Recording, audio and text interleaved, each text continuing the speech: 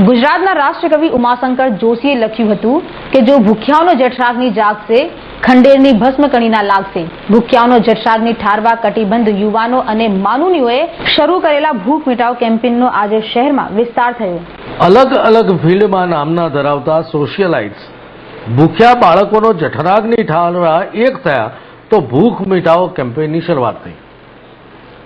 દર્શન ચંદન, નેહા પટેલ, ઈના રાવલ, વિનીતા ત્રિપાઠી સહિત અનેક નામી અનામી સોશિયલાઇટ્સ ભેગા થયા.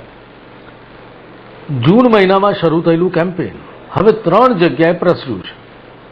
આજે 150 થી 200 ભૂખ્યા બાળકો આ કેમ્પેનમાં પોતાનો જઠરાગ્નિ ઠારવા માટે આવ્યા. સાથે પધાર્યા ભાજપના શહેર પ્રમુખ ભરત ડાંગર. પહેલા તો પ્રાર્થના થઈ અને ત્યારબાદ આ માનુનીઓએ ઘરેથી જે બનાવેલી રસોઈ બધાએ ભેગા થઈને રસોઈ બનાવી, તૈયાર કરી, સ્વાદિષ્ટ, એકદમ શુદ્ધ અને સાત્વિક ભોજન આ બાળકોને ભોજન આપતા પહેલા પ્રાર્થના પણ કરાવી. જુઓ કેવો હતો માહોલ.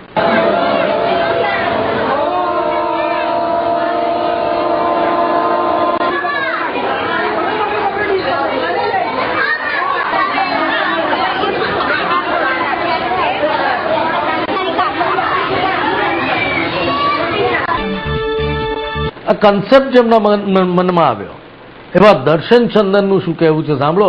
કારણ કે ઘણીવાર વિચાર ભલે નાનો હોય પરંતુ એને જો યોગ્ય રીતે રજૂ કરવામાં આવે તો એ વટવૃક્ષ બની જતો હોય છે. રેગ્યુલરલી હું છોકરાઓના ફેસીસ પર સ્માઇલ લાવી છું.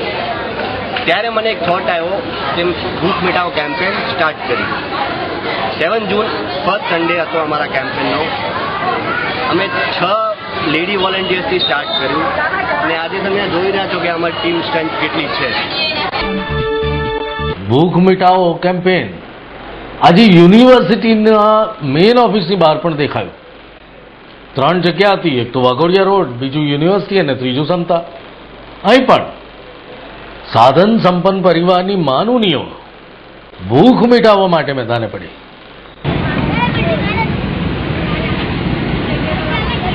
જોઈએ કશું